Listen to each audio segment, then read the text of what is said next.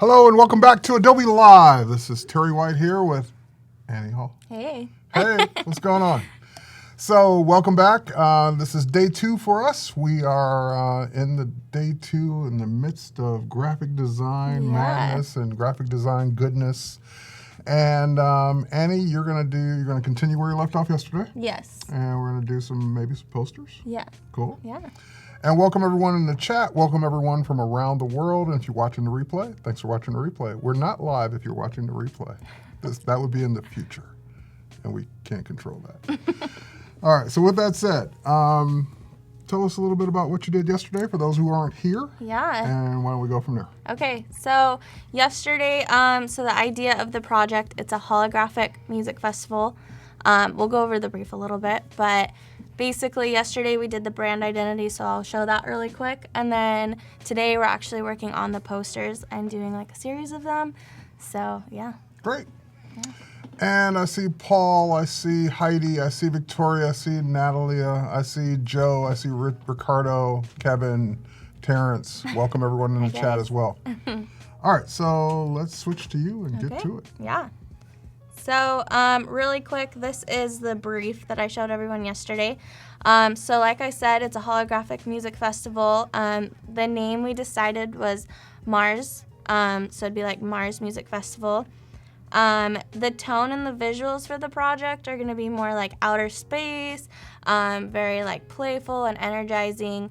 So we're going to do that. And then I talked about the target audience a little bit and how it's a huge range of ages just because some will be, younger kids that are interested. Others will be like, I've listened to these artists when I was younger.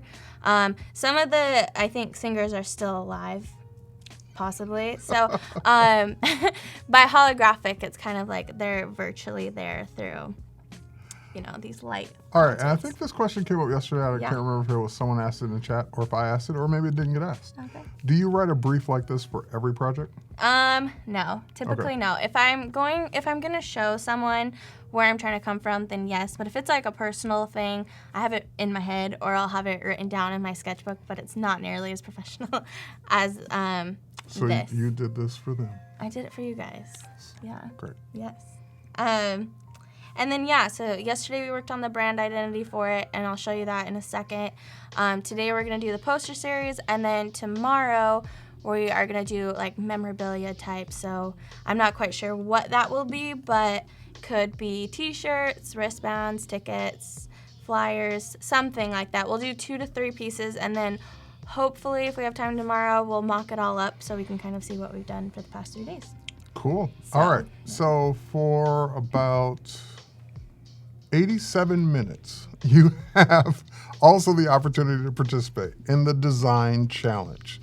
So if you're here live on behance.net/live, you can actually enter the challenge. You can click the challenge tab, which is right above the chat, to learn more about how to do it. But basically, you're going to use InDesign to create a magazine based for graphic design.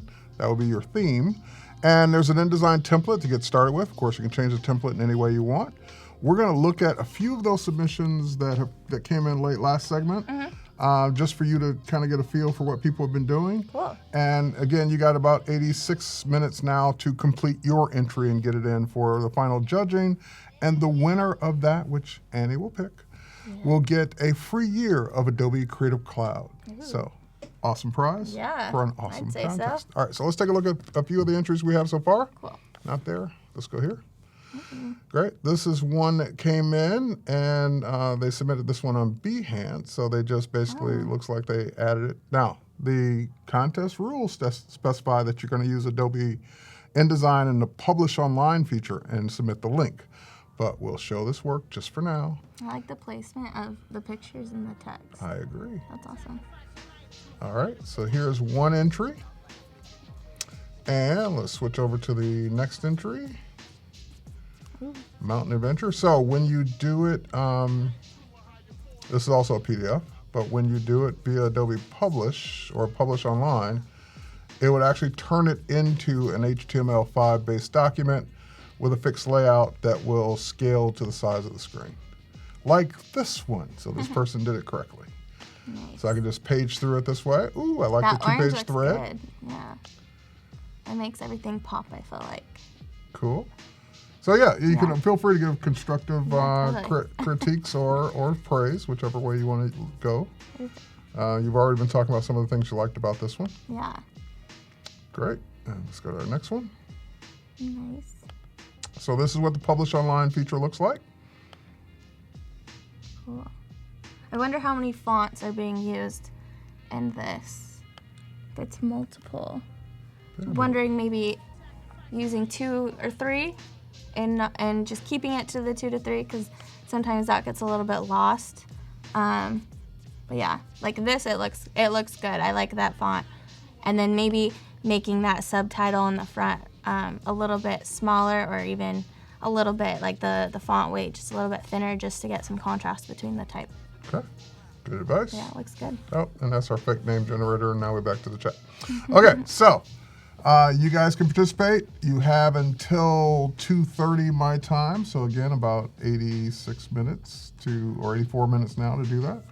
And check the challenge tab above the chat to find out the rules and download the template and get started. And good luck to everyone that's going to enter. Yeah. Voodoo Val says those are cool and great feedback. Awesome. Cool. Hi, Voodoo Val. Hey, Rob. Hello. Hey, Mitch. Hey, Amira. Cool.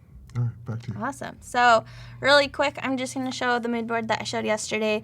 A lot of times I gather inspiration from multiple things. This one was a scene from the only part of Blade Runner I've actually seen, but a holographic concert. I'm not going to go there. The only part you were able to stay awake for. No, I like literally walked in I said I wasn't going to go there, then I went there. I know, I need to. I heard it's really long, though. It's like 3 hours. It's like 3 days. Oh, gosh. Yeah, Well, just I'll trudge incredibly through long. it. It's fine. I'll take breaks. Yeah. It's fine. I think they have breaks scheduled Oh, throughout the good. movie. Yeah. Perfect. Well, then that's perfect for me. They're called sleeping. Yeah, maybe. Sorry. Awesome. So yeah, I gather a lot of inspiration between movies, books, magazines, everything, and then I compose a mood board in Illustrator actually, and then from there I'll pick common colors throughout the mood board. So as you can see, like I've picked a red, this yellow, which I really liked this example, and I liked the bold colors, so I picked the yellow, some blues. So those are the ones I've used. Yesterday I'll show the branding that we decided to do. I love your use of gradients throughout the mood board. That was great. Yeah. If you guys don't know, it's a running thing. I dissed on gradients yesterday on accident, and well, didn't know Tara loved gradients. I don't. I just like teasing her about them. Okay, so the idea for the music festival is to do some sort of symbol or even a letter form that I can just use throughout. So this M will be the main logo. It'll be interesting how we find ways to work it with the posters, but this is the one I primarily wanted to use. Again, we just took the Jubilat bold italic font, and then I went in and I actually rounded the bottoms of these. So that's all I did for that. These are like the secondary marks, and they all range a little bit differently.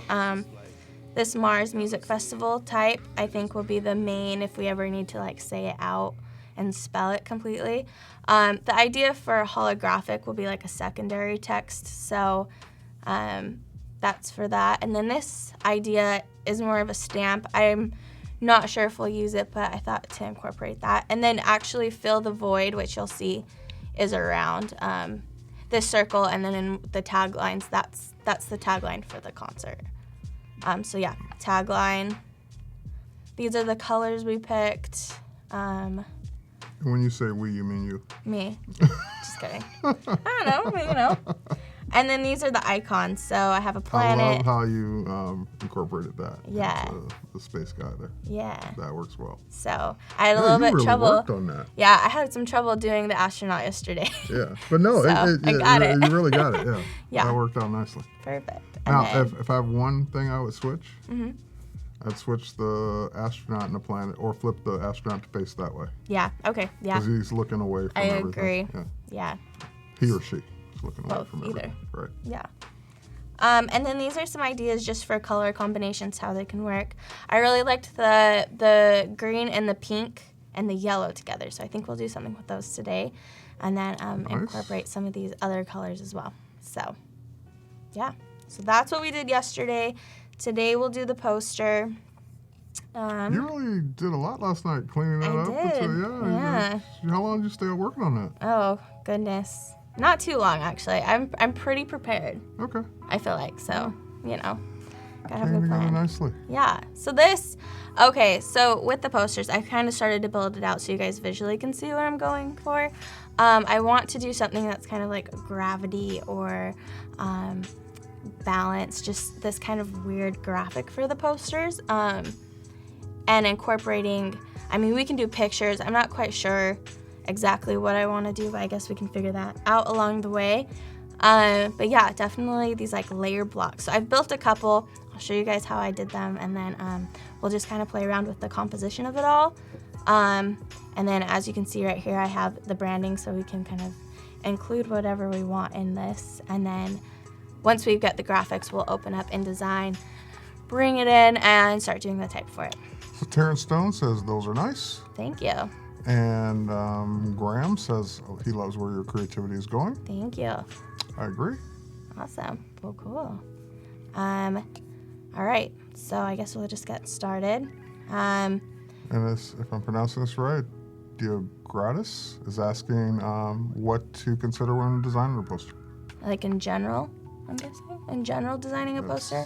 Visibility. Make sure that, you know, the idea, I forget what the term is, the term for it is, but like what it looks like 20 feet away, what it looks like 10 feet away, and then what it looks like 5 feet away. I think it's interesting to see a poster that visually ties you in when you're 20 feet away, and then as you get closer, you're discovering new things with it. So that's something that I like to consider.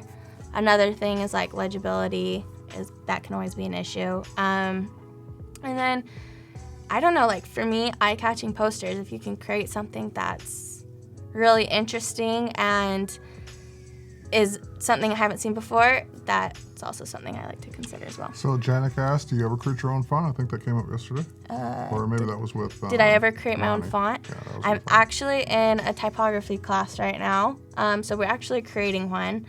I'm only about 4 letters in, and I'm realizing how hard it is. So, yeah, I'm working on it. So, yeah. And Gnome is asking, or she just simply says, love your work. Oh, thank you. Yeah, Mitch, it's the 555 rule. Yeah. That's what I was going for. And Yolanda says, when you begin your process, what do you look for that gives you design ideas?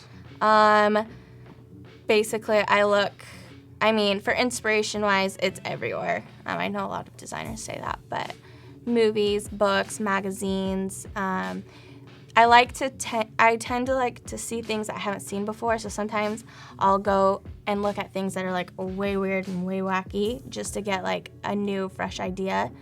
And then also like working on things that you normally wouldn't work on. Like for me, illustration's like not my strongest skill, so like a lot of the times I'll do something that will incorporate illustration or things like that, and that can help with ideas as well too. So. And so when you're done with that font, we post it to your Behance? Yeah. Absolutely. Yeah, definitely. So you'll be able to follow her on Behance Yeah. and you'll be able to see it. Yeah. Cool. Nice. Okay. Well, we'll get started. We'll start doing these layers. If you guys have any questions or whatnot, or suggestions, I'm always open for that as well. So, okay. So the idea is to do these like stepping layers, and then we'll include some sort of like, I was thinking of like a blob or something that's just very abstract shape into this like very dynamic set. So, as you can see, I'm thinking this is going to be the bottom layer, and then we'll kind of work on these like little stepping stones. So, I'm a little bit weird how I do things, so I know there's easier ways for this, but I use these lines as like my guides to create things, and then I'll just lock them into place and start building from there. All right, and just to recap some of what you're doing, so it looks like you're in Illustrator CC. Yep, I'm in Illustrator. Let me go actually. You're doing everything from the trackpad, which always everything amazes from the trackpad, yes. And is that multiple artboards? No. This is actually the artboard. This one's just a shape that is next to me, but it could easily be an artboard. Oh, okay. So Yeah. that's just something off the Yeah, off that's the just pasteboard. like Okay. that's just a grab and go when I need it. Got so, it. cool. Okay. All right. Awesome. We're all caught up on the technical work behind the scenes. Yes, awesome. So, one little problem with this project is if all these different layers and these different shapes, you want to make it feel somewhat balanced. So it's really important to create everything and make sure that everything feels balanced. So we'll kind of get into that a little bit more, but I am going to actually create a shape right in here. So I'm using my guides. Again, there's an easier way to do this, but... You're reminding me, I need to check this feature, but yeah. if I'm not mistaken, hold on, I need to see if this works. Hold on a second. We might have a learning opportunity. Yes, I'm game for it. It's been so long since I've done this. Let's see.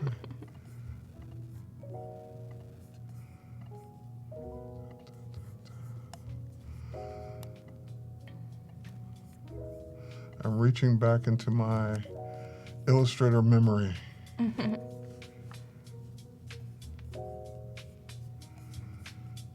maybe not.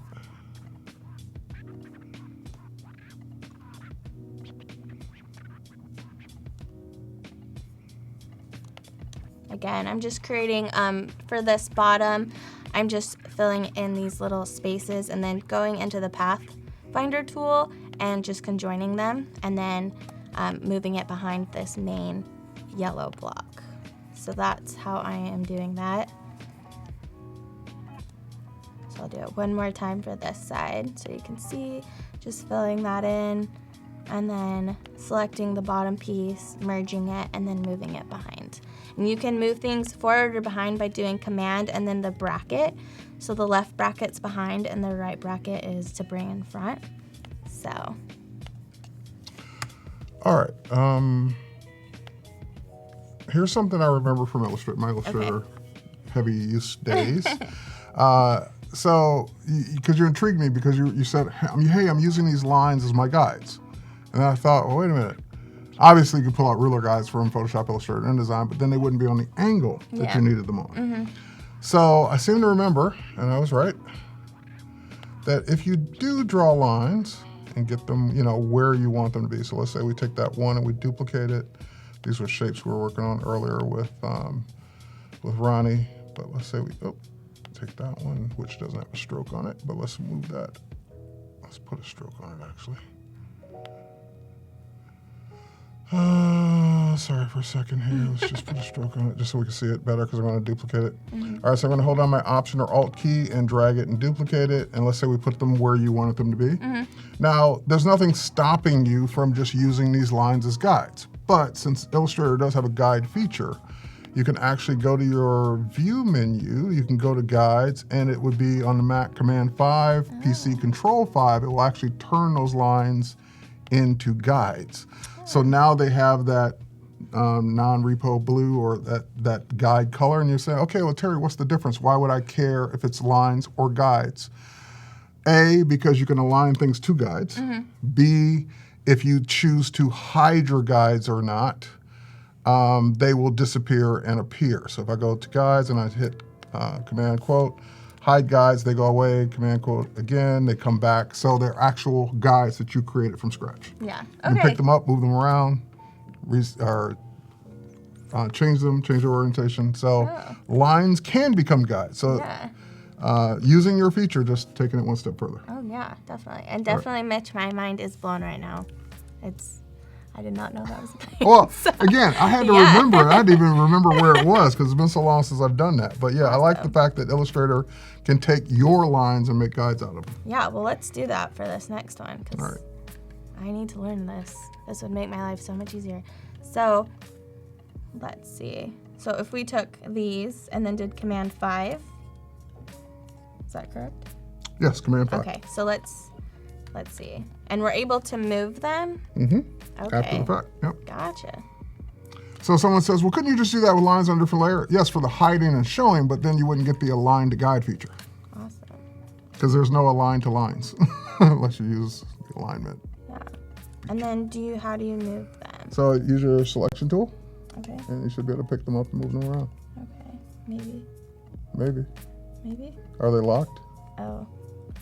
No? No, I mean, go under your, let's see, go under your view menu, go to guides, and just make sure they're not locked. Oh, they are. Yeah, there you go. I think they are. Gotcha. Okay, so now you can move on those guides. That's way easier. So, let me move these a little bit. And right now I just want to focus on maybe like some square steps right now. So again, once I've set up my guides, I go in and I'll actually outline this square. Yep, works on shapes too. Yeah. You can turn like a rectangle into a guide. Yeah. And then I'm going to take the eyedropper tool and select these tops. Since I want the stroke and the colors to be the same, I'll go in and just copy it off another one. I'm actually going to turn my guides off. So Command semicolon is how you can turn them off or on. Mm-hmm. And then I am going to take this and holding Option and then moving this shape will actually duplicate it. So that's what I'm doing right now. I'm going to move this behind because this is going to be like the step below it, or the shadow kind of. You did that quick send backward keyboard shortcut. Yeah. Very cool. Yeah. I caught that. If you weren't looking, you should use keyboard shortcut and send it to the back or send it behind. Yeah. So yeah, again, I'm messing with like bringing it forward, bringing it backward. So right now I have this back square selected. I am going to take the eyedropper tool again. This time it's doing the shade of green below the normal. And then again, I'm just going to fill it in. So I'm taking the pen tool and just quickly like bringing this in and then selecting the bottom and going to Pathfinder and in the shape mode, uniting it and then bringing it backwards. Very cool. So just do that one more time. Again, I do like things really quirky, so I know there's a million ways to do something, and yeah. Okay, awesome.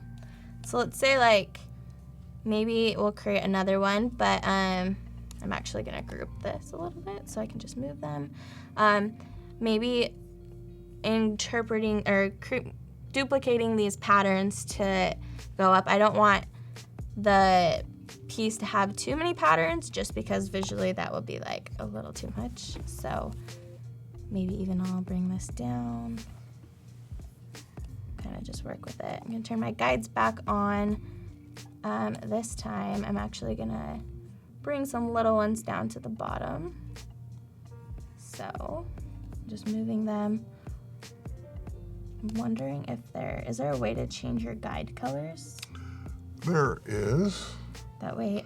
You're going to ask me to remember that, though, aren't you? Maybe.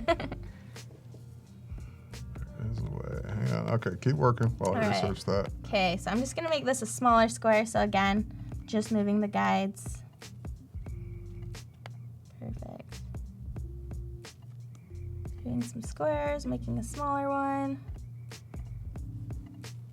Okay, so if you go to your Illustrator preferences. Okay. Let's see. Yep. Smart. And yep, guides and grids. Okay. You can change your color there. Nice. We'll make this just a little bit darker so you guys can see it.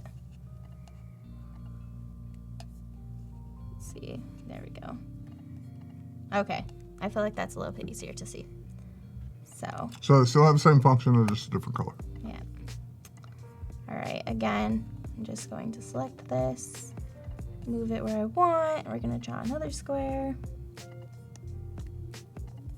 It's really easy if you just set up guides and you can kind of trace it, especially when you're working on kind of like this axis. It's a little bit harder to just try to like free draw it and get it to be all on the same plane, I guess is the word. So again, this is the bottom one. I'm just taking the eyedropper tool, coloring that in and then moving it behind and then going in and merging it. And once we get a few more in, we'll kind of move them around and see how the balance of it works. So yeah, I'm taking that in the bottom, just merging them into one shape, and then taking it behind.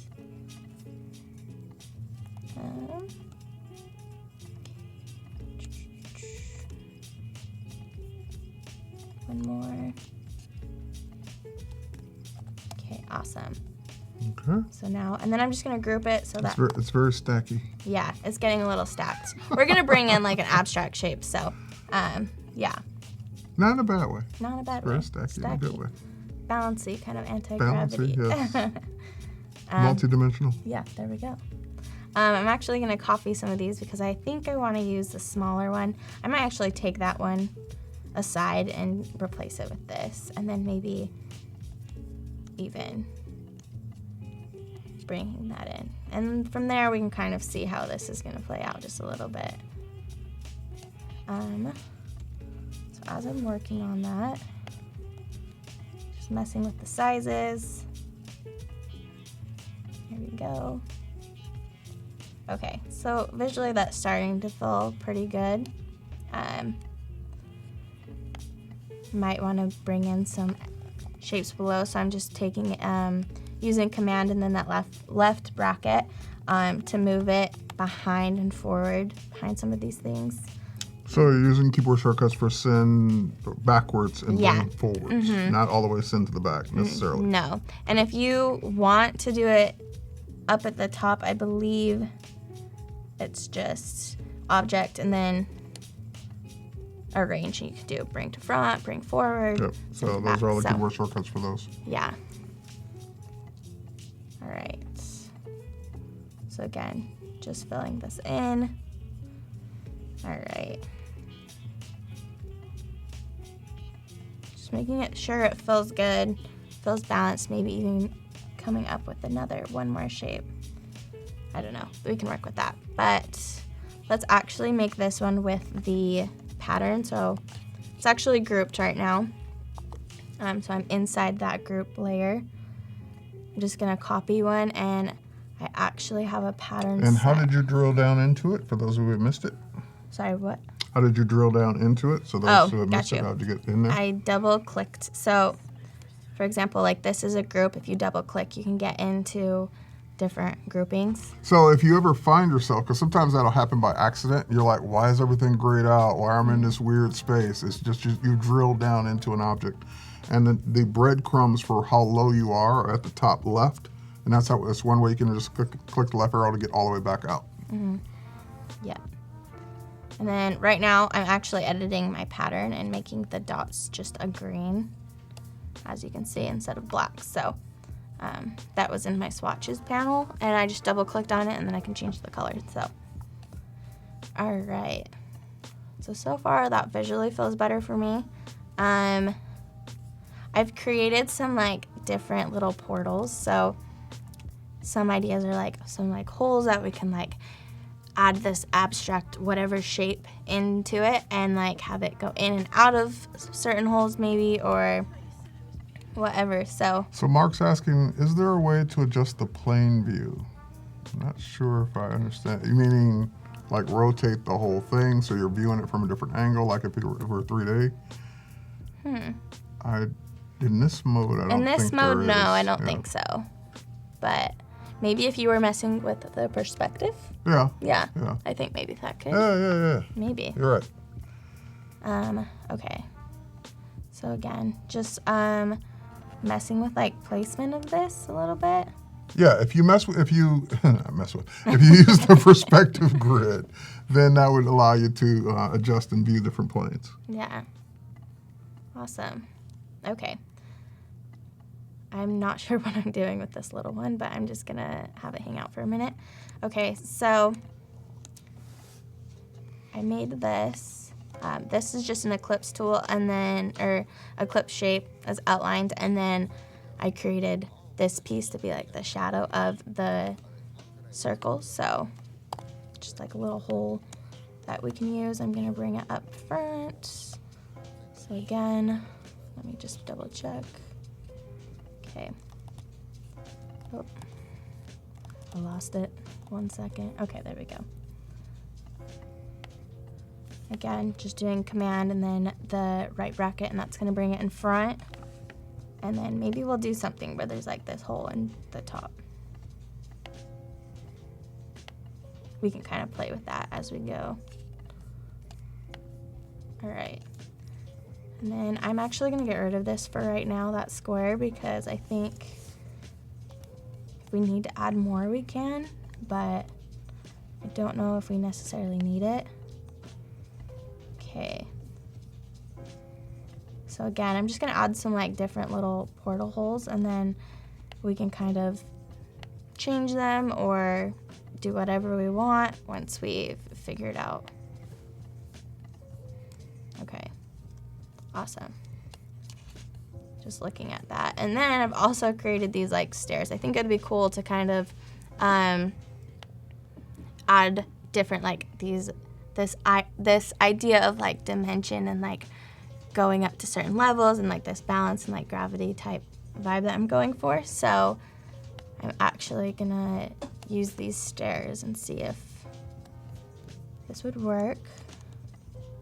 So again, these stairs are just actual shapes that I've used. So I didn't do anything really special. I just merged them together. So as you can see, like, for example, this is a shape that I drew with the pen tool, and then I've just merged them together.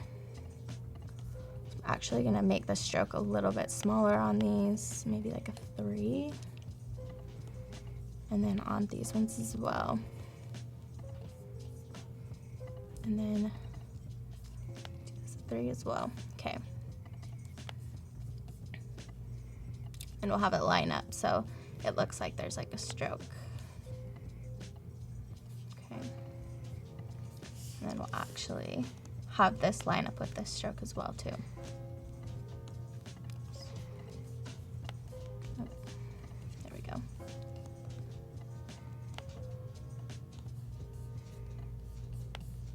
And again, sometimes I move it, so you have to just be aware of that.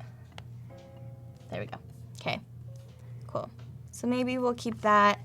We can move them if we need to. If let's say like I want to do some stairs that are going the opposite way, so like down the front, maybe between these two, I believe you can just go to transform and then reflect, and it reflected your designs or your shapes. So I'm gonna move this a little bit more and add these stairs. And again, we'll kind of mess with it once we get everything into place, just like the whole composition of it. Okay, cool. So now I kind of want to add this like weird abstract shape that's like a blob or something. I'm not quite sure. Gonna have it oozing through the holes. Like yeah, or like some sort of blob where it's like bringing up layers that are in front and behind, and then maybe like doing something with these like portals. I see you suffer says amazing line art. Thank you. Like the reflect tool. I like the reflect tool too. Now switch ortho to perspective. Okay. Awesome. All right. Cool. Keep going. Okay. All right. So. Rudabelle says, "Ooh, the stairs too. That's epic." Thank you. Okay, so I'm trying to think of this blob idea. So I'm actually just gonna come over here and I'm just gonna draw something really quick. I'm gonna create, I don't want the blob to be too like hourglassy either, so don't mind me for a second. Okay, maybe that's something like this. This is not 100%, but I work out these kinks really quick. So I'm just using the pen tool, and then you can go in, and the pen tool has different types. Like you can add points, you can delete points, and then the anchor point, you can kind of change directions and whatnot. So as you can see, there's like a little bit of a kink right here. So I'm just gonna smooth that out and make it like more rounded, I guess. There we go.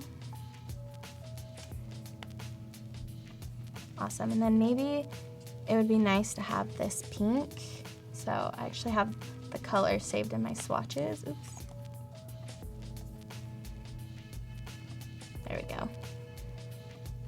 Awesome.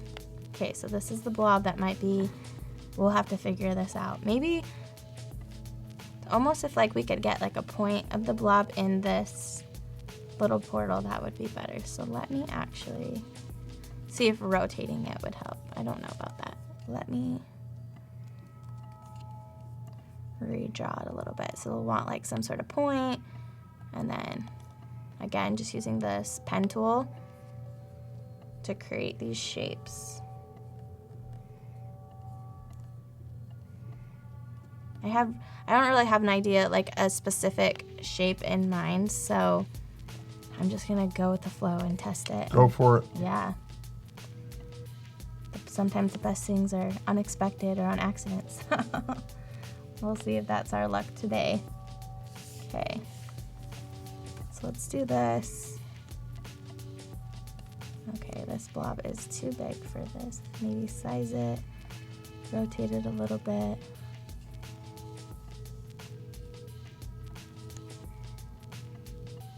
Again, I'm just seeing how this fits in the composition of it all. Your blob looks very similar to my blob. Oh, nice. Wow. I'm over here playing with perspective too. Perfect. Okay, I'm gonna do the, again, the command bracket just to bring behind things, and then we'll bring it forward in some cases. Like I'm thinking these dotted ones, I want them to be primarily behind it, and then maybe we'll make this layer and these stairs in front of it as well. All right, so Mark's asking a question. Could I please explain the libraries in Illustrator? Well, libraries or CC libraries are across multiple applications now. They're not just in library or just in Illustrator. So for example, if you can switch to me for a second, Paco. We have some shapes that we were working on earlier today. So I have this library that's called Adobe Live. Just basically that's where I keep things that I use on my live stream so that I can always access them later. If I wanted to take this blob that I was working on earlier, I should probably release that, but anyway. If I were to take this blob I was working on earlier and say that, hey, I'd love to have that and use it later on, I can just hit the plus sign. I can either add it as a graphic and or add just the fill color. So if I like the color of it, I can add that as well, and that'll become a separate item. So let's add both of those.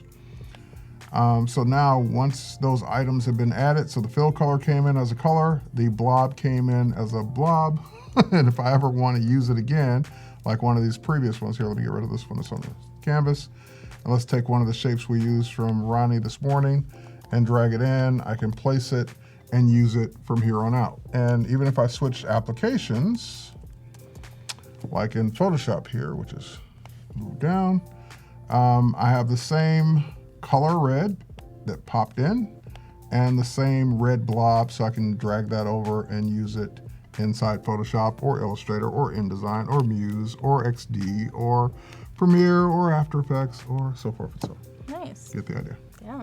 All right, one last thing. This question came up a few minutes ago when someone was asking about perspective, and it got me thinking about the perspective grid, which has been in Illustrator for a few versions now. You go to the perspective grid tool, you can just click on it. It will put a grid on the screen, which you can manipulate, you can resize, you can change the orientation of it. You can use these handles and change, I should say, the perspective of it. And then you have underneath that tool, you've got a perspective selection tool, which allows you to grab something and then now interact with that item in perspective. So the further I pull that away, the smaller it gets. And now it's on the same plane as the one that I just pulled it over onto. You can hold down keyboard shortcuts and switch the planes or use that. So I'm just pulling it in perspective this way. If I hold down my, let's see if this works. If I hold down my command key, now I basically have put it on the other side and turned the corner with it. So perspective grid, check it out. for people that kind of want to design in perspective, and as you draw, even if you draw on the grid, it will draw it in that perspective as well. So it's kind of cool. Awesome. Yeah. It's not, I don't think it's really help you in what you're doing, but for those It that will wanna, in my future ones for sure. Yeah. For people that want to work in perspective, you can do that. Yeah. I think it's really interesting to work in do like perspective type, like images or like designs. I think it's a whole nother ball game for me.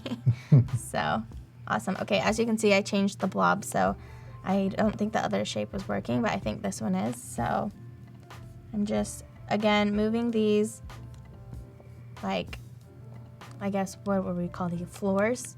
And just... Floors, that's yeah.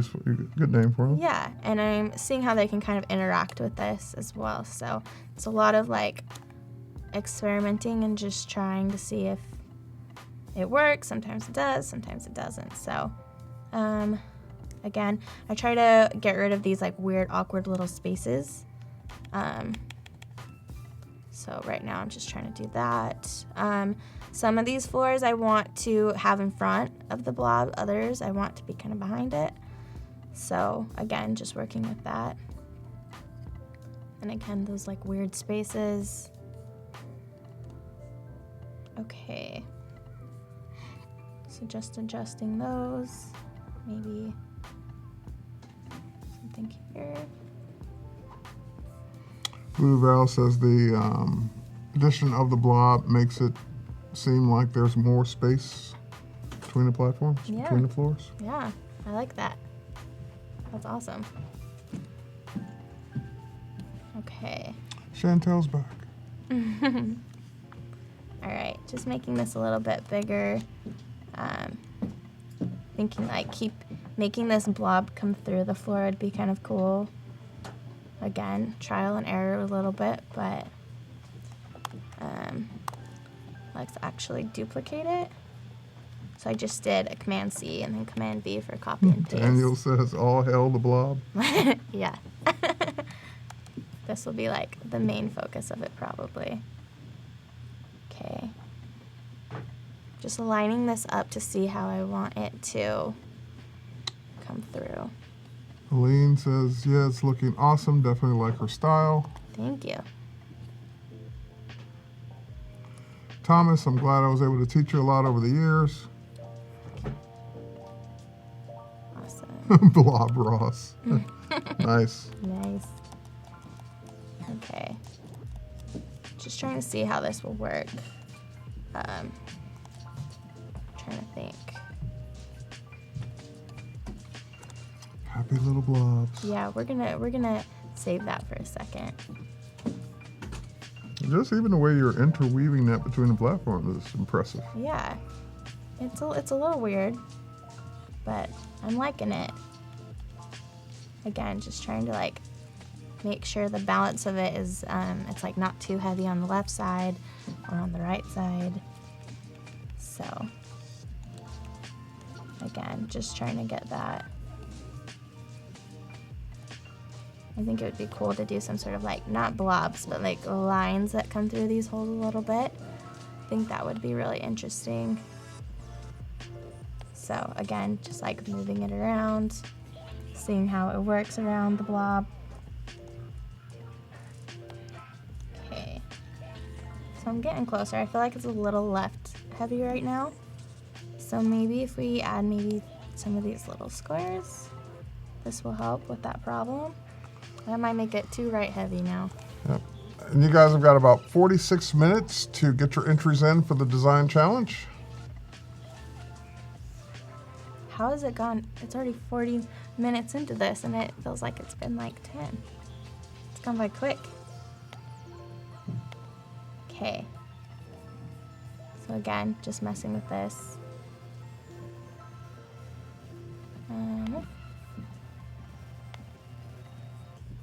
Okay, so that feels a little bit better to me. Maybe make this square just a little bit bigger. And then we're gonna add this blob in. Graham, I agree. Art goes by fast when you enjoy it. Yeah, definitely does. Okay, just gonna try doing like a really quick way to cut this and just seeing if it works or not. this is like not the best way to do it, but I'm going to for a second.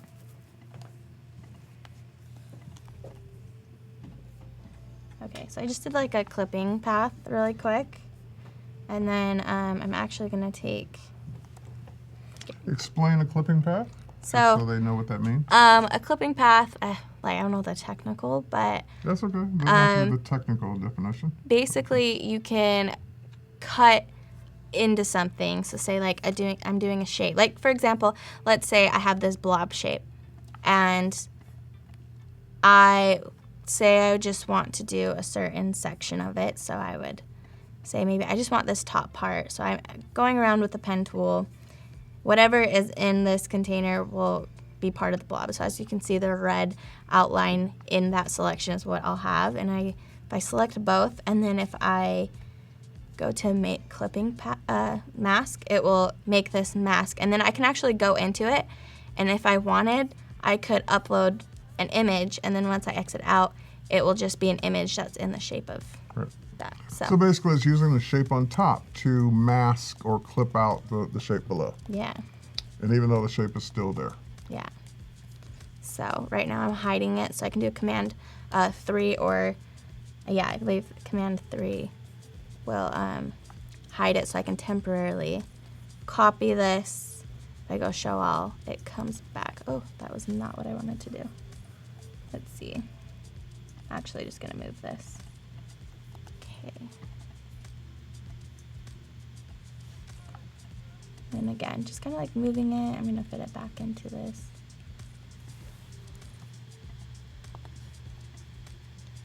Again, I just want that like outline to show, so.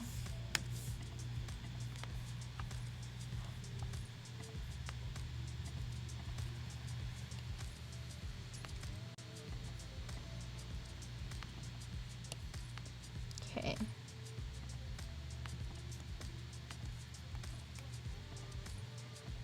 Perfect. I'm just adjusting this a little bit. I feel like I'm doing this like way harder than it needs to be, but I just want to see what it looks like. So, for example, I think the point in it needs to be a bit higher, so I'm actually gonna move the blob up. Okay.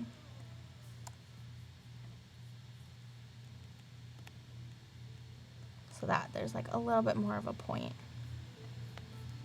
in that. Okay. That feels better. Okay.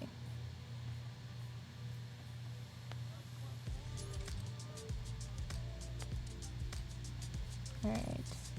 Again, I'm just going to quickly see how this looks. So I'm actually going to drop the opacity down a little bit, just so I can see, and I'm just going to trace this outline really quick.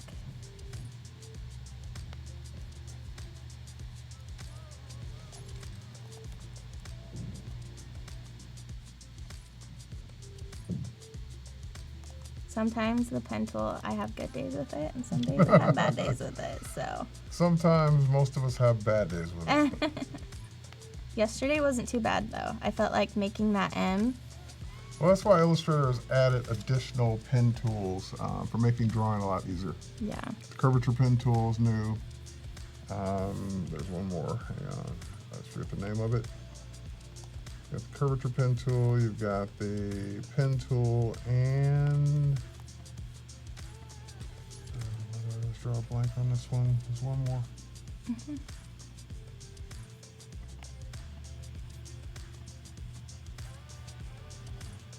Actually, it's called the Curvature tool, not Curvature pen tool. Yeah. Okay, so like that amount of blob coming through the whole sound looks about right to me. I feel like aesthetically it looks enough. So again, I did this a little bit like wonky, but we're gonna go with it. So all right, so I'm just gonna add that outline really quick. And again, I'm just gonna actually do a really quick clipping mask just to see.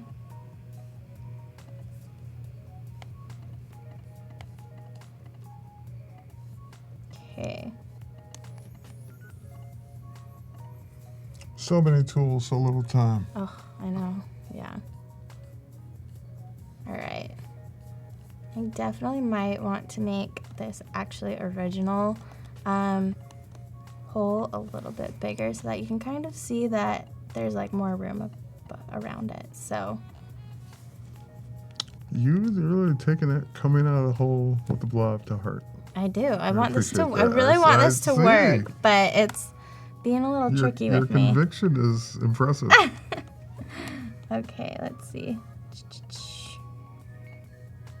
Again, a lot of trial and error with this sometimes, so don't mind me.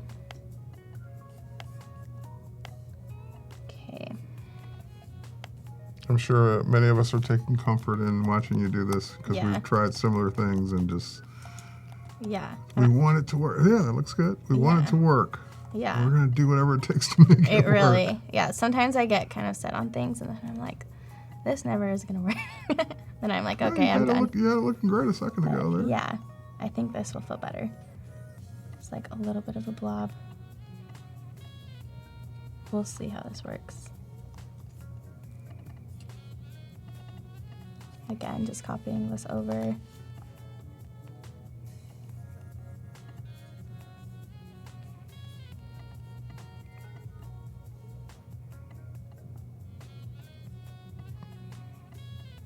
Yeah, Rob says it was good. Thank you. Okay, I'm actually going to flatten this a little bit. So I'm wondering, I think I can just take the pen tool and kind of move these anchors just so it's behind that line. Yeah, okay. And then actually adjusting this, oops. So like the nice thing about clipping masks is you can go in and you can change the shape of it if you need more or less, so you can always change it, which is nice. So yeah, I use that a lot. Okay, we're almost done here with this blob coming out. Just gonna do like a really quick.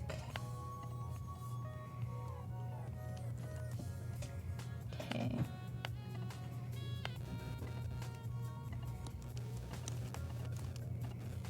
Okay. And then really quick, I'm just gonna adjust this little piece that I saw, so that it's all behind this line. Okay. Making sure there's no pink that's gonna come out. All right. All right, that feels better. Cool. Okay, so I'm just adjusting these pieces. Maybe I'll make the stairs a little bit bigger. Yeah. All right, I'm gonna give folks a few tips on some of the drawing tools that are new. Just a second here. Awesome. You know what? I think I need a new document. Once you use perspective grid, it kind of like if you might have remnants of it left over. So let me get a new document going here. All right, there we go. And let's get some colors in there.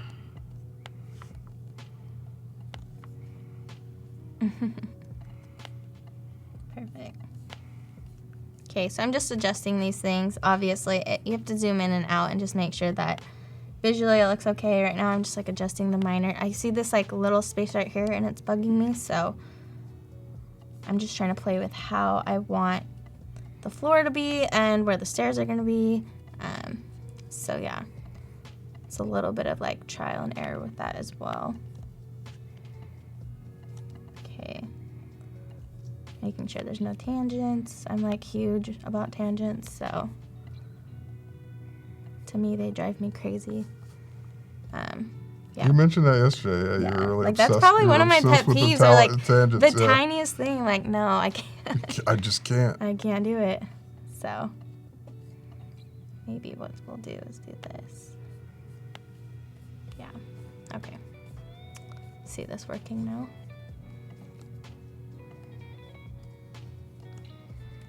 I feel like the stairs are too small.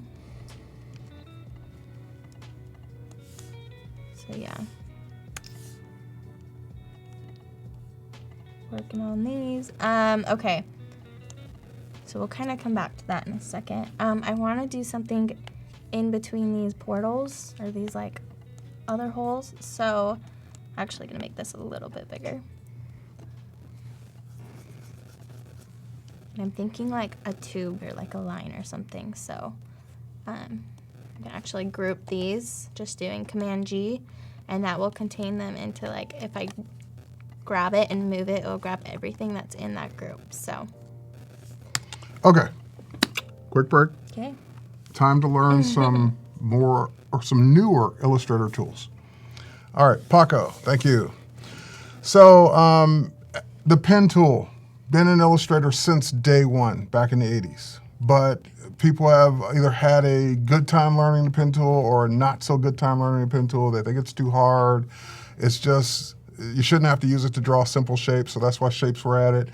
But over the years, Illustrator's even gotten more tools to make things a little easier for drawing. So for example, there is a tool called the Shaper tool. What I love about this tool is that you don't have to be perfect, and you can use it to draw multiple kinds of shapes. So for example, if I don't even have my stylus or my mouse or anything here. I'm just going to use my finger on the trackpad and kind of draw a circle. As soon as I let go, it says, oh, looks like you're drawing a circle. Let me go ahead and finish that for you and make it for you. I'm going to try and draw a square. Oh, that's horrible. But as soon as I let go, perfect square. I'm going to try and draw a triangle. Oh no, this is going to be bad, I can tell. And boom, perfect triangle. So I can use one tool to quickly draw shapes that end up perfect without me having to make them perfect to begin with.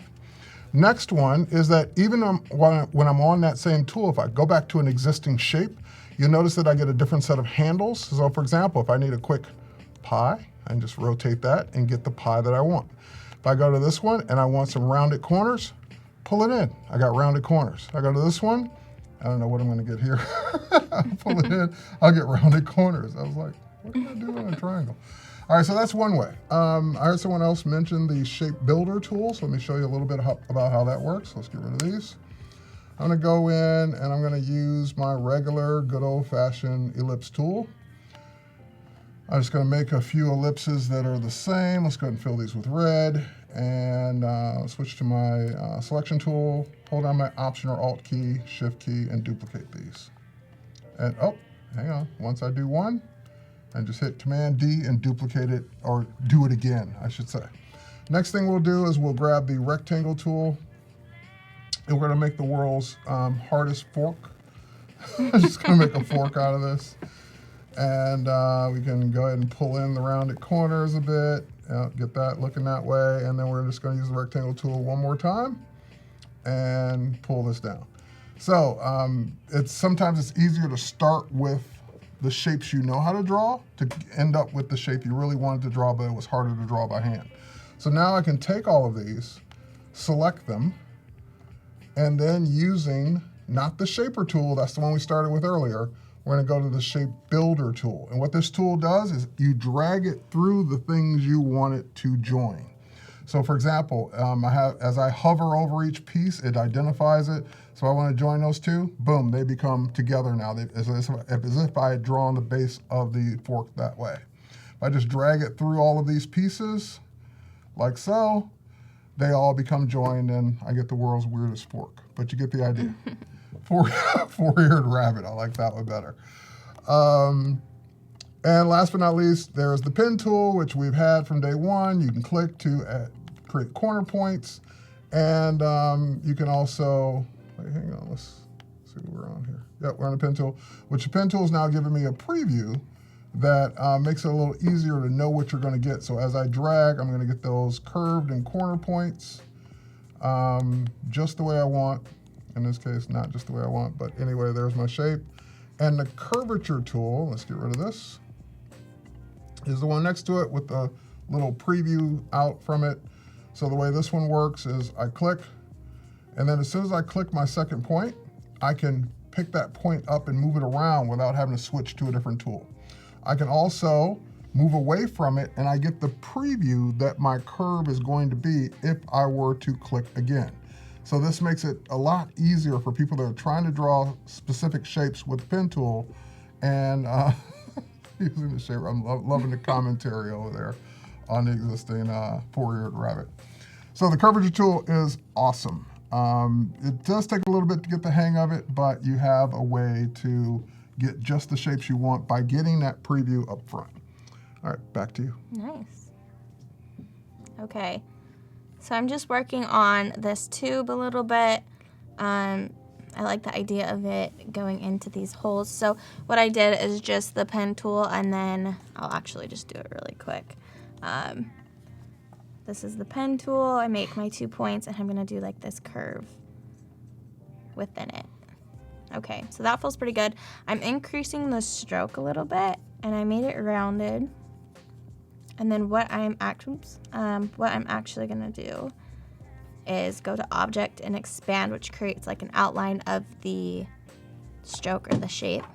And then I'm gonna go take the eyedropper tool, and I'm gonna touch that, and it will make the colors and the stroke weight of that shape to this and apply it to this one. So I'm just gonna adjust it a little bit so that it'll look like it's gonna go into those.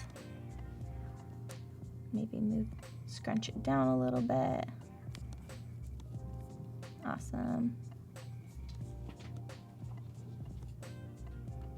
Again, maybe like rotating it. This like little space in between the blob will bug me, so I'm gonna just move up these holes a little bit so that fixes that issue. Okay. All right. It has been brought to my attention that it's time for a giveaway. Ooh. So it's time for some giveaway hype. Socks, Adobe Nice. socks. There's some Adobe socks here. You too can be very fashionable if you win Ooh. the one-size-fits-all Adobe socks. All right, so the way this works, you hype it up in the chat, tell us you want to win, socks, hype, whatever you want to type in, and you will be randomly selected by the good folks over there in the control nice. area. These comments are going. All right. So exciting. Socks. I need them socks. I like that one. I don't even have a pair of Adobe socks yet. Wow. I do have the pillows though. You guys need these socks. I'm amazed right now. All right. Our winner will be randomly selected, computer generated, and virtually submitted.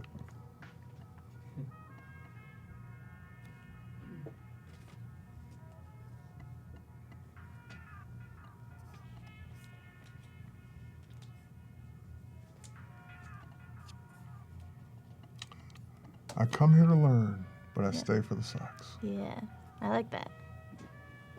I just made that up. Oh. Well, I like it too. Oh. Yeah, good luck for whoever wins these. Cool. Yeah, I'm excited. Okay. So you're going to tuck those in the holes? Is that what you're working on? Yeah. I'm getting a little sidetracked by all these comments, but yeah, I'm going with that. Okay. So.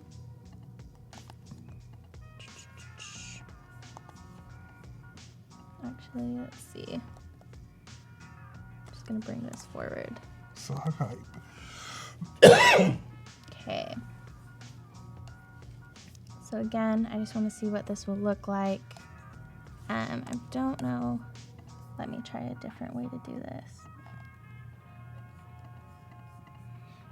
Maybe the pathfinder tool? Yep, Pathfinder will help you eliminate it. Also, Shape Builder can work in reverse if you hold down the Option or Alt key. Oh, cool. So it can be used to minus things out as well. Okay, I like that. Yeah, this is way easier than me trying to do a clipping mask.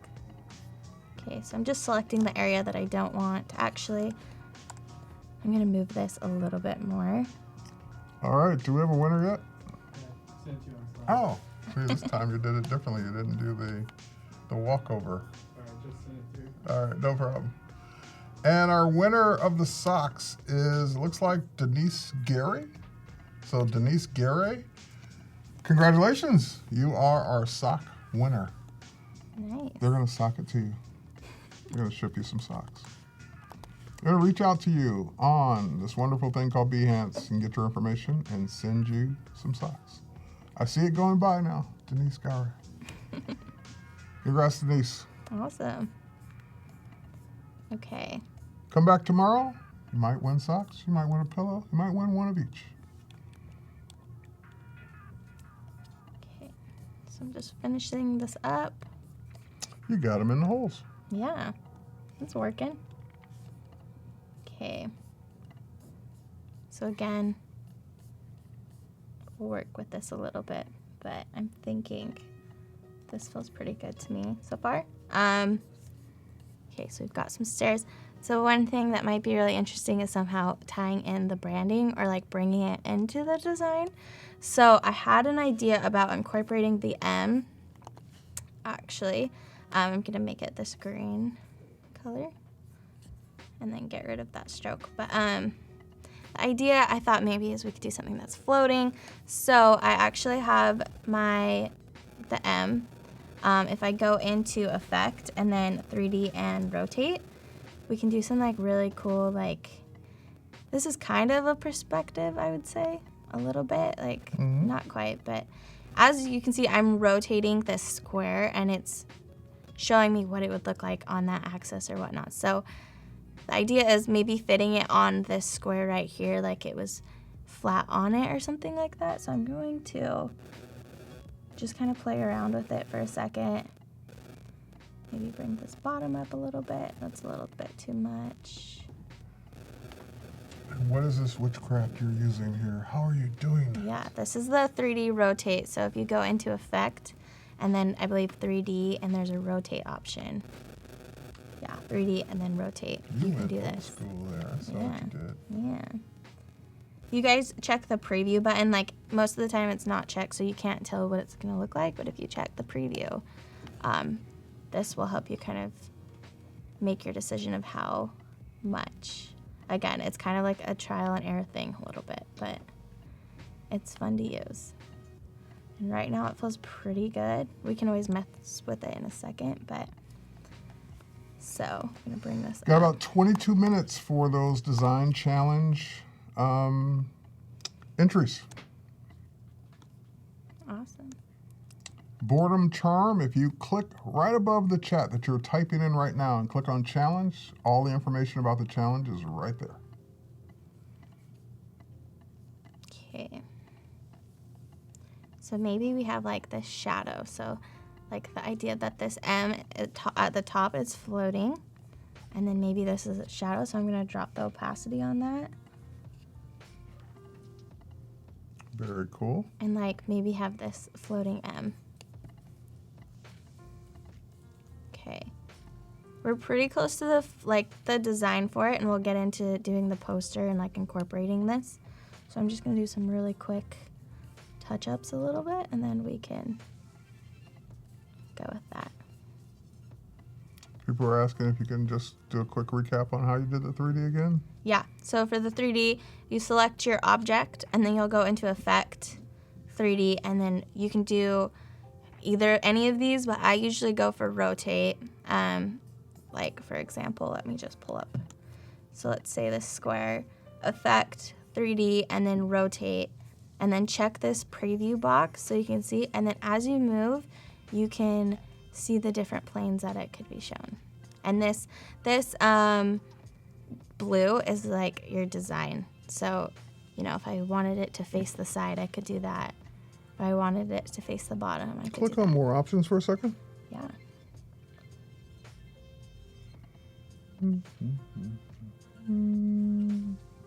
Okay. Yeah.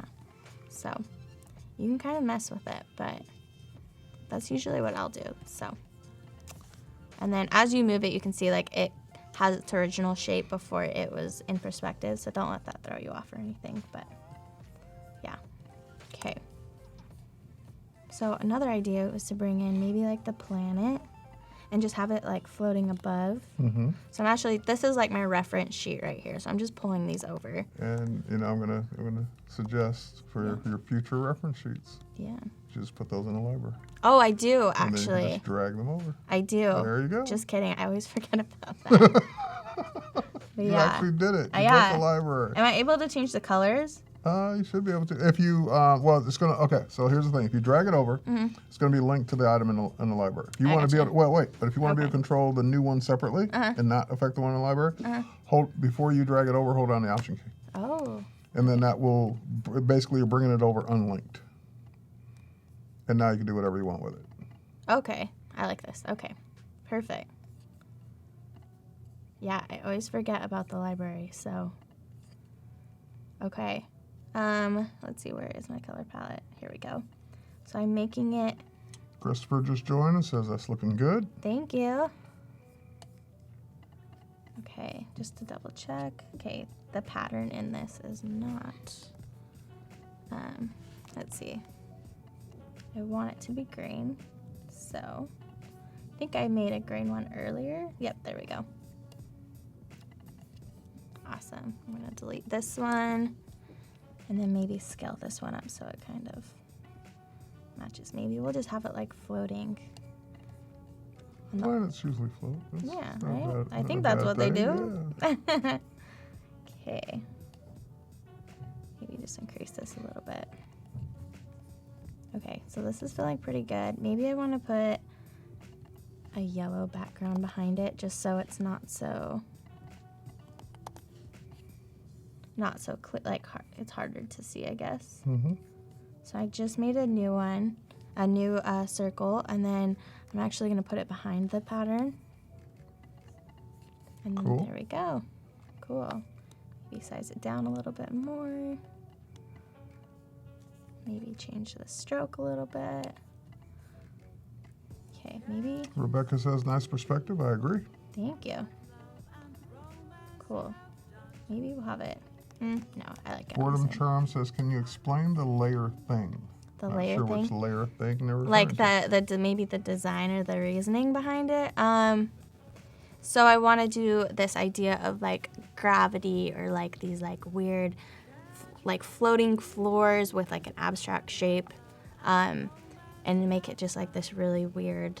I feel like a lot of times like having something very geometric and pairing it with like some abstract like flowy blobs is kind of weird. So I thought maybe like merging the two and doing this like outer space theme with it. So that's kind of like the idea behind it a little bit.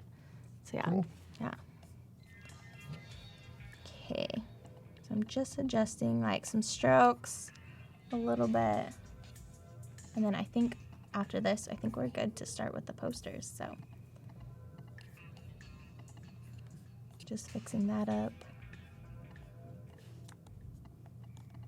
Maybe making these smaller. Jamie's asking, I know the answer, but I'll let you answer. Did you use the 3D rotate tool for most of your shapes in this piece? And you didn't. You drew them No. pretty much by hand. Yeah, the only thing I did the rotating tool was the M, and then the rest I did that. Yeah, I used the pen tool, and I actually had a plane already made the way I wanted it, like the direction, and then I just kind of kept the same guides and created smaller floors for it. So Marie, yes, you still have 16 minutes to get your design challenge entry in. Boredom Charm says, oh, that's amazing. You have a great imagination. thank you. Just adjusting this a little bit. Love the shadowed M floating in the air, Kathy says. Thank you. Okay. So I feel like that feels pretty good. It's kind of weird. So yeah, I think maybe like starting the posters. By the way, don't forget to save. Oh yeah, don't forget to save, Don't forget to guys. save. Command save right Yes. now. Awesome. Okay. So I have the pink on here just to show like the colors for it. So I'm actually going to get rid of that and then shrink this artboard a little bit so it frames the piece, and then that way we can kind of just bring it in. I think we can actually do libraries, am I correct with this? To In do what? InDesign? bring this Yes, design in? absolutely. You Okay. can just put that whole thing in the library, and Awesome. InDesign will see it, and you can drag it right over. Yep. So I'm just dragging that over. Cool, I have that. So you can add things to your library either via drag and drop or clicking the plus sign at the bottom of the library. Awesome. Okay, I'm actually gonna leave that up just in case. So I'm opening InDesign right now. All right, Sarah has an off-topic question. She wants Yeah. to know, what's your favorite drink to get at the bar? Oh my goodness. I don't know. I'm a margarita person, so There you have it. probably probably that. Yeah, those are my go-tos. Okay, so I am gonna make this poster. It's gonna be a small poster. Let's just do like 11 by 17. One page. I always do margins, and I always do bleeds or slugs. So probably actually do this, and then okay. Hit create. Awesome. So as you can see, my Adobe library is just on my right. I'm actually gonna hide that so we don't get that confused. Okay. So the red line is my bleed. So this is like really important if you're doing print, and they have to cut it. Just make sure that there's nothing that is valuable that you need on that poster in between like the margin and the bleed technically. So okay, so I really wanted to use the green, the pink, and the yellow. So right now I'm gonna create a shape. We'll do the green. I think the green would work. So I think it's in my swatches. It's not. Hold on. So Dara's asking a question. I'll go ahead and answer it. You can keep going. Okay. Can you tell us the difference between bleeds and slugs? So bleed is basically when you, I was just looking to see if I had an example of something. But when you see a publication or a printed piece, and the color or the photograph goes to the edge of the paper. In order to print that commercially, what typically happens is the designer will design whatever that is, the color or the photograph, off the edge of the paper, so that when it's printed on a larger sheet of paper and cut down, it looks like the color or photo went to the edge of the paper. So that's a bleed. That extra red margin that she's now taking the green out to is the bleed area, so that when this is cut down, it will be green from edge to edge on the paper.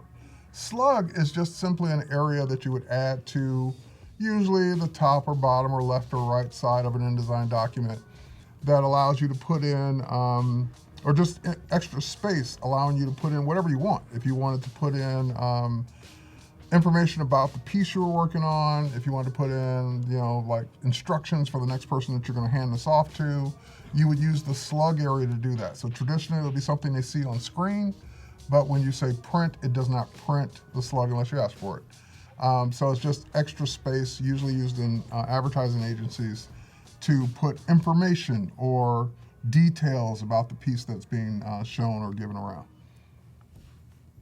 Awesome. Okay. So I'm just placing that graphic in. I just pulled it over from my library, and then InDesign, it will kind of like make a shape or frame it, and you can fit to the frame. You can make the frame fit to the content. So yeah, right now, like the patterns look a little wonky in InDesign, but as you can see, like in Illustrator, that's kind of the look it will have. So I think it's just kind of looking a little weird in here, but I'm pretty sure it'll be fine. So, okay. So with that being said, I have my Mars Music Festival logo that I want to use. Let's see, not doing that. Let's see, option, bring it over. Okay, I'm actually just gonna copy it over, I think.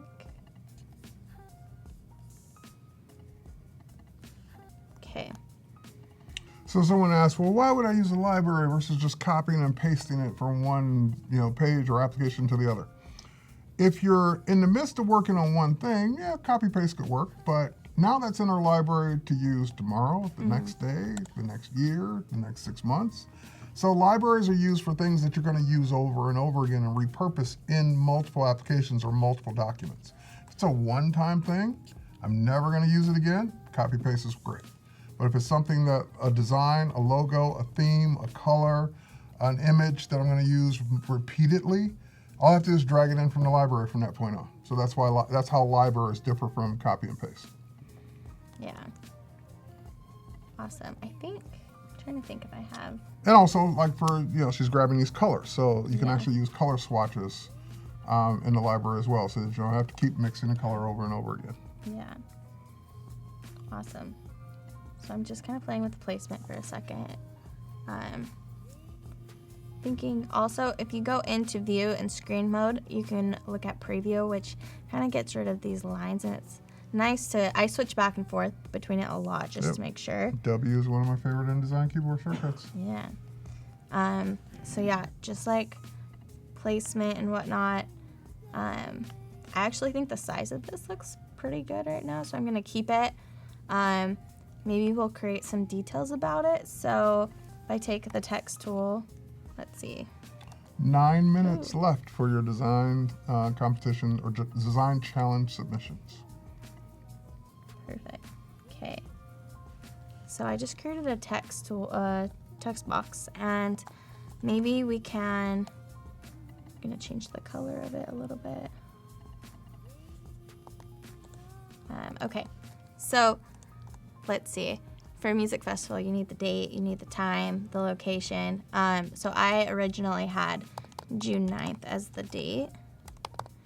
And then maybe we'll do, I did say Los Angeles, so let's do Los Angeles, CA. And for the font, I actually used, not that font, I used Jubilat. And just to not overplay the really bold and italic, maybe we'll do like a medium. Yeah, that feels right.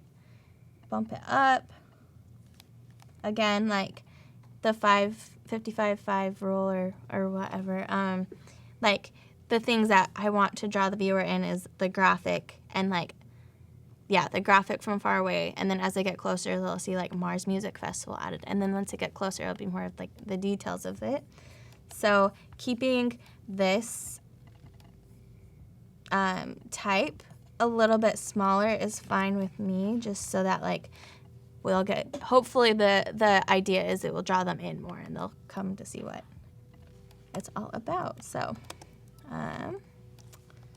just seeing how I want that like divider look. Maybe I'll have it italic. Or let's keep it this way, and then maybe we'll do like admission, we'll say like $10, and then maybe we'll do like 21 and up. Maybe it's like it has some drinks or something. I don't know. We'll just play with that for a second. Okay. Just to separate like June 9th with Los Angeles and all that, I'm going to do an italic and then make this a little bit smaller. So again, this is 11 by 17. So if you were doing a bigger poster, I wouldn't do anything smaller than like 15 point, or something. Doing something like 12 point is way too small. So, but since this is just a tiny one, I'm gonna break those rules a little bit. Okay, turning on the guides again just to see how it's placing up in the grid. Maybe make this a little bit bigger, have it fit. Okay. Like I'm liking where this is going, so I'm gonna keep that. Maybe we'll do like a divider line because I want to show the lineup as well. I'm gonna bring in a ruler just so I see like the top of the Mars and keep everything within that same line height, I guess. Okay. So let's bring this in. Let's do like a divider line really quick. We'll increase the stroke of it. Then maybe, let's see, color-wise.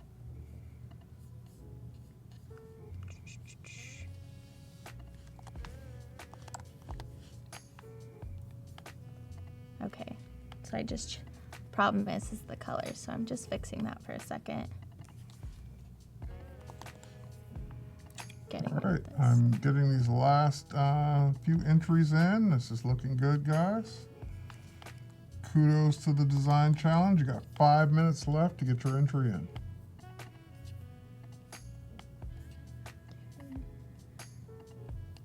I am struggling really quick with this color, so give me a second on that.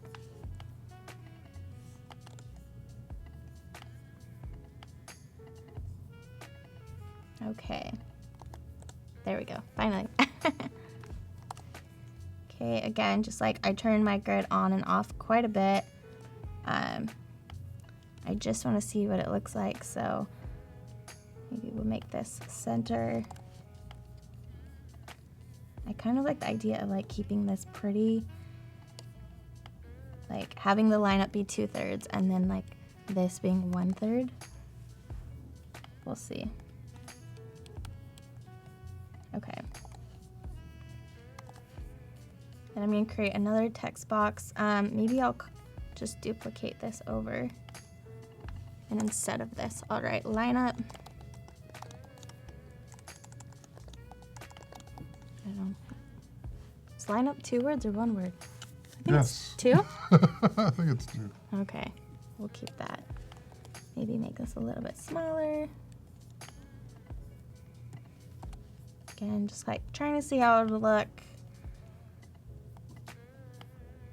Okay.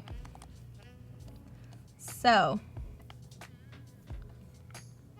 with I'm trying to make sure I don't leave anyone off today. Like double, So triple, many. double, triple checking. yeah, I notice some of these are not InDesign published. So I don't know if that violates your chance to win or not. let's see.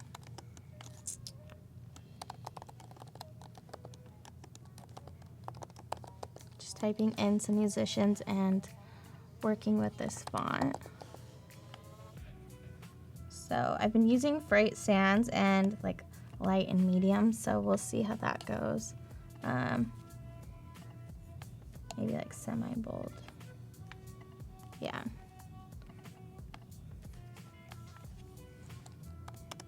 Okay, I'm just thinking of some singers that this could possibly be. Let's see.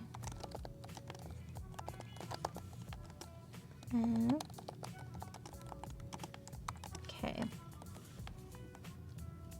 Again, I'm just adjusting the line height, so you can do that with Option and then the up or down key. And then if you use Option and the right or left arrow keys, that changes the kerning between everything. So just a little tip there. Okay. Again, just seeing how this will look in preview. I actually think this is too big for my liking, so I'm going to bring it down a little bit.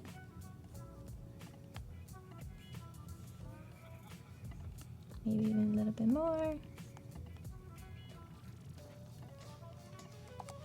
Okay. And then just fixing it with that grid.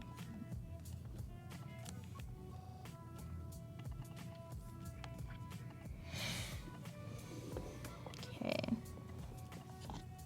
Again, I'm going to mess with the line height here.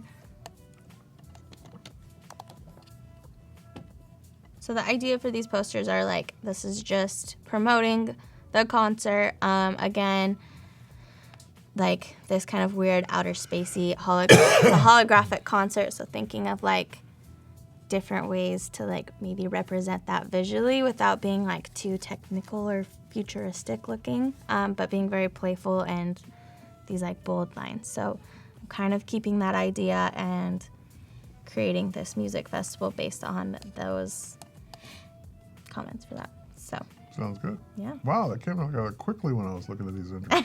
Yeah, I'm pretty Nicely quick with done. it. Yeah. Cool. Thank you. Okay. So again, just working on like some hierarchy. Mitch says gradients would help. I saw the eye roll there. I saw it. No, gradients aren't all bad. Mitch backs me up. We had a talk about it last night at dinner. everyone's like, I like gradients. Like, it's totally like it's a personal thing, because some people are like, I love it. We're just giving you a hard time. Oh, about yeah, it, totally. Okay. So I'm just messing with this and the contrast between it. All right, it is the challenge, design challenge deadline has arrived. So let's go see if any new ones popped in. 2 new ones popped in. You just made it under the wire. Keep going. Let me get these new ones in. Okay, as I'm waiting. Yeah. Too excited. And you get to once again make one person happy. Oh goodness. I feel like it was so hard yesterday. So. Okay, I'm duplicating this right now. This obviously would not be the case, but just until I have an official list that I want to do. I just justified the text, and if you can see, there's definitely some like really awkward spacing. So if I mess with the kerning a little bit, that should fix it pretty well. Yeah, like there's a lot less right now. And then I'm just working with the line height. But I feel like that looks pretty good. I'm wondering if it'd be cool to do like every other name. Or like, yeah, every other, like a different color, not a different color, but like a different opacity or something. I don't know. We can mess with that. I wonder if it's not in there.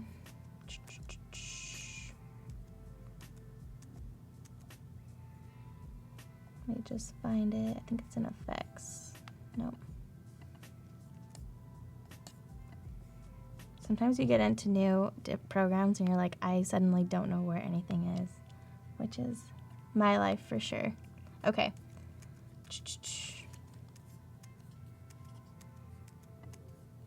We'll actually just scrap this for right now and we'll come back to that. So let's see. I want to look at it in preview mode, kind of get an idea. I'm thinking maybe dropping the line up a little bit lower. So maybe like lining up with underneath the logo. And then having it line up with this bottom box as well. Okay. I'm still missing one. How is that possible? If you justify text, sometimes like they'll hyphenate certain words. In this case, like that wouldn't be the smartest thing to do. So you can uncheck hyphenate, and then again, it might make your text a little bit wonky. So just messing with that kerning as well. Maybe like, yeah, no, we'll go this way. Okay, yeah, that feels better.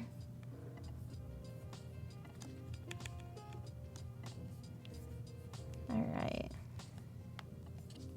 So again, I'm just working with this, seeing how it'd look. Maybe actually extending this just a bit more. Again, I'm just copying the artist that I wrote already. And then working with this as well. So that feels a little bit better. Still thinking maybe we should keep something that's up, or I'm wondering, it might be cool to add the tagline as well, so, which we haven't done. And I'll actually change the color really quick, or maybe, yeah, I'll change the color really quick and then put it in my library. I'm glad you are. I am taking advantage of this library You're right taking now. advantage of the library, Yeah. and you're talking your way through what you're doing. Yeah. While I'm trying to figure out which one of these entries I missed. Okay. So if you didn't see, I just expanded it to make it a shape. Sometimes if you were copying and pasting into InDesign and it was like text from Illustrator, it can like go crazy. So a lot of the times I'll just expand it, create it as like a shape, its own shape, and then put it into the library. Okay. So this is the tagline. It's just kind of like a funny pun. Playing off the idea that like it's a holographic concert, they're not there, actually there. So again, we'll just kind of work with this as well. I don't want it to outdo the logo or like the Mars Music Festival wording, so I'm just bringing it a little bit smaller and seeing if that works. Yeah. Like this feels better. I'm wondering if we could even add it in here or if that would yeah. Maybe we'll just keep it over here. Okay. All right, I think I got them all. Cool. So, design challenge. It is time. Ready to look at some entries? Yeah. All right. Yeah. So Ooh. these are multiple page magazines that people downloaded the InDesign template, Cool. made whatever changes they wanted to make it their own. And the concept behind this was they were supposed to design a magazine about graphic design. Nice. I'm liking the space. So this is the one entry. I'm just paging through it. Cool. All right. They had they could do 4 pages. Perfect. Some did more than 4 pages, which I guess that's okay. I like this layout. I like how there's like clearly a different grid system for each of these. Those are cool. Nice. Dots can be for fun. I like that. I like that too. Awesome. I think it might be a little bit hard to see if are there wording on that pink? Or is that, oh, that's just a shape. I think maybe like adding that up just a little bit higher it would be like a really good section or like divider for everything, just making it a little bit higher.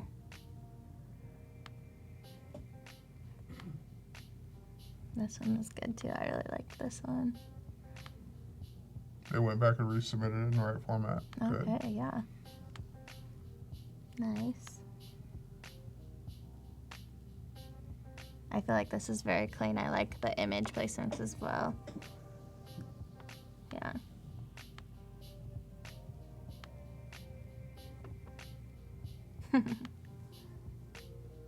Oh my gosh, that's a cute dog. Pug. I think with this, like if this is a pull quote, I'm wondering if it would look good without the box and maybe just like changing the font color to be white with like angry being, you could even take that kind of amber color at the top because by that time you're hitting pink. So I'm wondering if you could do that. I feel like that would visually make it stronger than containing it into this box. Oh, I like this one. Nice. I like how you're using the color throughout it in different ways.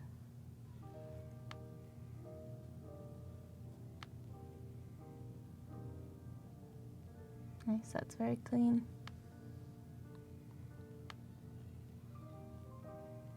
Cool. I feel like you're doing some like really cool like blending modes with the images behind it, which I like. I like doing that as well, so.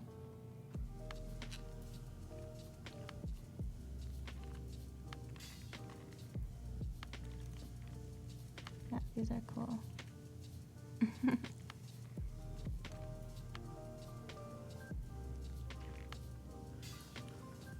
Yeah, those look really good. That looks really clean, very like sophisticated, so that's cool. Awesome.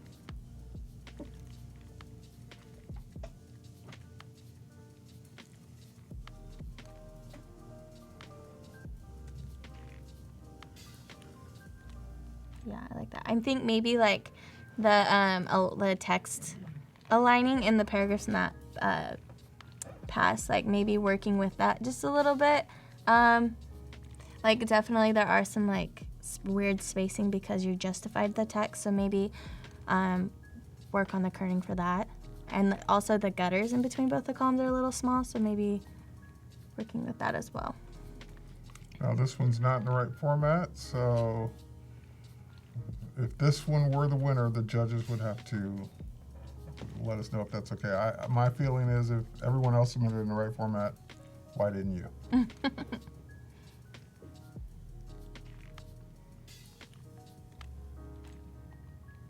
Awesome.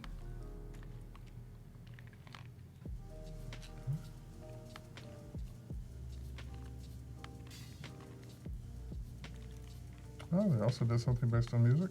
Yeah, I like that. I like how like there's like this cool tone to it as well. And last one, also not in the right format. Ooh, I like that one. I like the placements of it, everything too. All right, time to narrow it down to a winner. Oh, great. Okay. I always struggle. Yesterday was the hardest time. So, okay. So do I tell you which ones I like, and then you pull up? Well, unless it's not so many. So is there one you could just say Okay. that jumps out at you? Yeah. Let's go through them one more All time. right. So that's that one. Okay. And since I went to the last page, I'm just going to go back through the pages to the first page. Okay. And the people that didn't submit right, are they allowed? Oh, I'm gonna leave that to the judges, Gus and Okay. Paco, Okay. to decide if they do win, do they actually win? Okay. I would think they'd be disqualified, but Okay. it's not me. Okay. Good to know.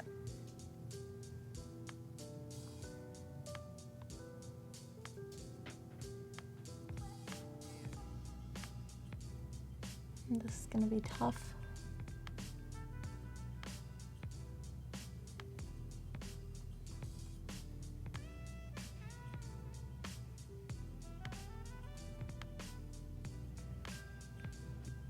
Awesome. All right, judges have ruled. If you didn't use the right Dang format, it. you're disqualified. That's tough.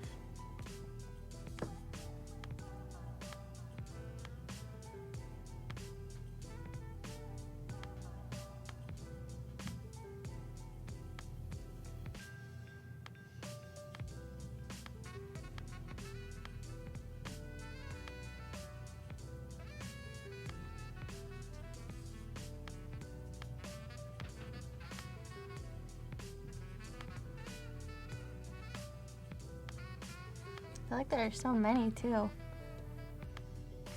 Impressive that you guys got this done so quick. Yeah, nice, Yeah. nice work Yeah, for the amount really. of time they had. Yeah.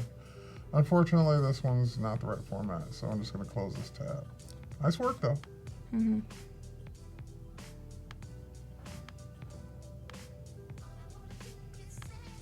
I think I got one more that's not in the right format. It's this one. Yeah. Yeah. All right. Okay, so that Okay. one's closed. I know which one. Which one is it? Okay. Not it Hang is. on, hold on. Yeah. Dun dun dun. That one. That one? Yep. All right. I like that one a lot. I do too. I think the placement's really good. I like the imagery in it. I mean, Yeah, it's I just- think they curated it really yeah, well. they did some great jobs on selecting the imagery and Mm-hmm. the placement of it. It has a very nice high-end fashion feel to it. I like it a lot. Yeah. Yeah, Congrats. just the Good looks job. all the way through. Yeah. I wasn't gonna say anything. I was gonna let you pick your You're winner like, first, "Oh." but yes, I agree. Okay, good. This one we're on sync on. This would have been my winner as well. Yeah. Awesome. All right, whoever this is, Adobe Live will tell us in a moment. But you are the winner. Congratulations. Yeah. Okay. Back to you. Yeah, definitely. Cool. So I'm just finishing this up. Just thinking of adding this tagline in somewhere, and I think towards the end would be nice, maybe like as a closing for the poster. So just kind of working on that placement, and I don't want it to overshadow the Mars Music Festival logo too much. So again, just working with that. All right, and our winner is. It's in on slide. Yep, I see it. Adebla? I know I'm butchering your name, I apologize, but it looks like Adebla. Ajos Nice. is the challenge winner. So congratulations. No matter how I said it, you are the winner. And I apologize if I mispronounced it, which I probably did. Awesome. Okay, so I'm just working with this and the placement. I think that everything is left aligned, so I feel like I need to keep it left aligned. So I'm just working with that and kind of seeing how I feel with it. Again, I might make it even smaller because this is such a small poster already, being 11 by 17. I feel like we can work with smaller details versus like if you have a giant poster, you don't want to go anything smaller than like 12 or not like 15 points, honestly, for me. It's usually my cutoff. Okay. And I'm like a total fan of having everything, like all my font be small, so it's hard for me. We got about 10 minutes left. Perfect. Okay. So I'm just working on this. Okay. So I feel like this feels pretty good. Awesome. Yeah, so this is the lineup. Obviously the names would change like for all the different singers, but just for right now, we'll just keep it duplicated. And then the date, the admission, and then that. And then this is the graphic. So the idea for this poster series is we could have multiple and then change out the coloring. So maybe tomorrow I'll kind of show you guys the idea of how this like poster series could be mixed matched in different colors. They could be side by side. They could flash, like doing some sort of like flashing GIF would be cool. So Sayas is saying I would increase the size of the band names Yeah. as it's one of the key attention grabbers. I agree. yeah, I agree too. Yeah, so just working with those, like fixing those up. We could probably, let's make them bigger just a little bit right now. So right now, Oh, those are all the band names? Yeah. I guess so. Yeah. That's tough. Yeah. So the idea is just to kind of like bring the viewer in, and granted, like the names are a big deal too. So Yeah. working with that. So if there were so many names like that, I Yeah. might do columns Yeah. of the names Yeah. That would work. as opposed to paragraph style. Yeah. Okay. Let's do that really quick. Another tip, since she's in InDesign, she could easily create a table and put the names in. That way they all line up nicely. You Yeah. can also use tabs, of course. Or multiple frames. Yeah. Everybody has their way. Yep. Okay. So I'm just finishing this. I want to line it up with the grid somewhat. So maybe working with this. Maybe actually.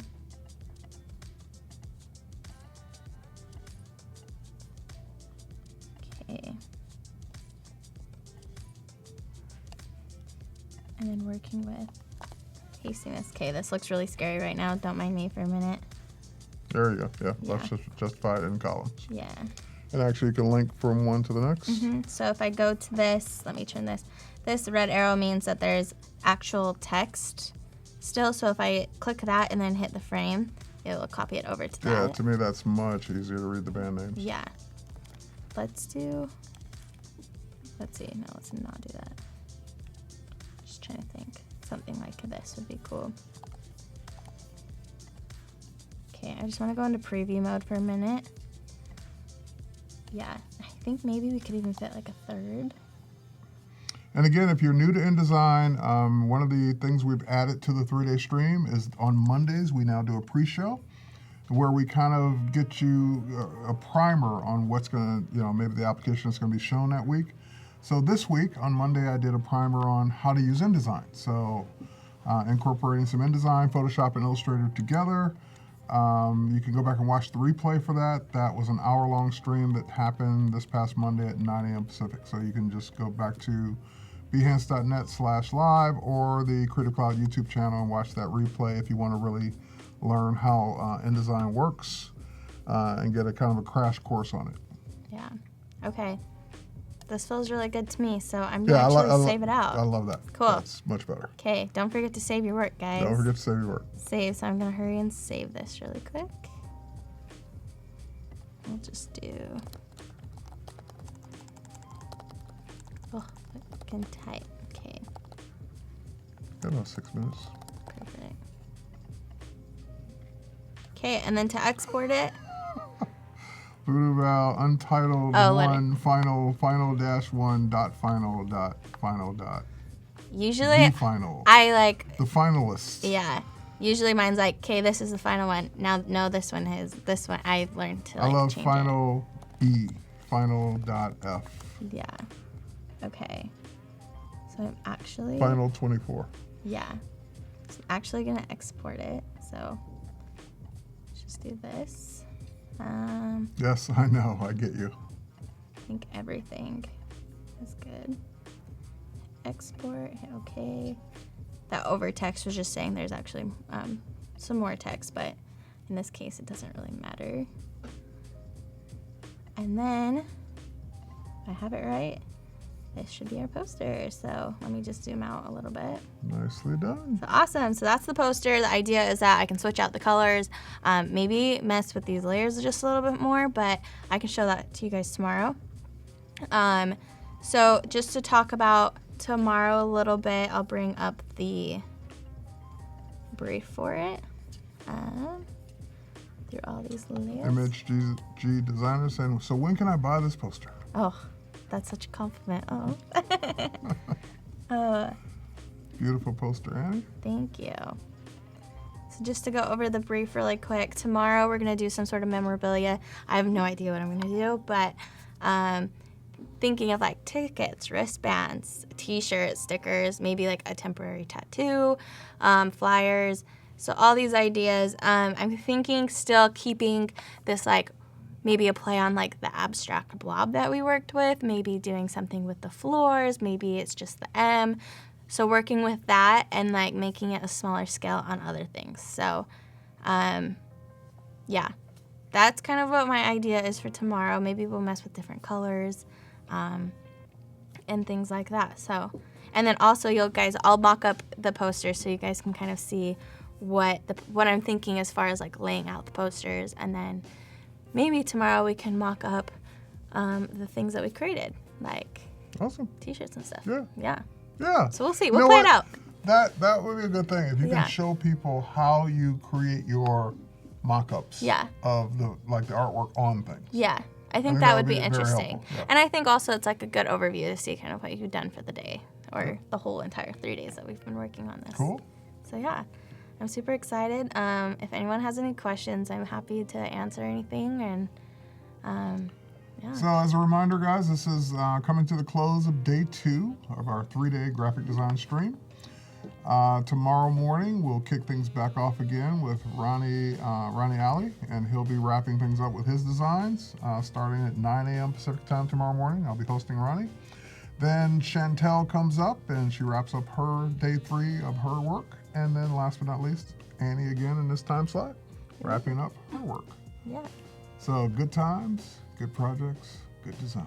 Yeah. And more prizes tomorrow. And a new design challenge tomorrow. I have no idea what it'll be, but a new one. I wonder.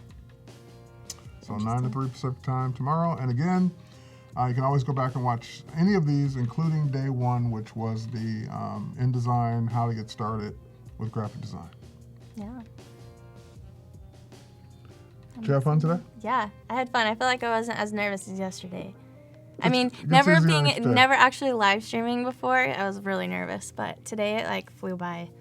Suddenly an hour was, Good. yeah, so, yeah. Thanks for right. everyone watching. It's always fun. Thanks everyone for watching. And let's see, what can we say in 2 minutes? What can 2 we more do for the minutes. 2 minutes? Oh, he's waving us off. He's like saying, you guys can say goodbye. Cool. So, Thanks, guys. with that said, thanks everyone for watching, and you we will tomorrow. catch you tomorrow, same time, same channel, same bat time, same bat channel. For those of you who are old enough to remember that. We will be back tomorrow morning for more Adobe Live. Stay tuned. Awesome. Don't stay on the actual channel, but come back.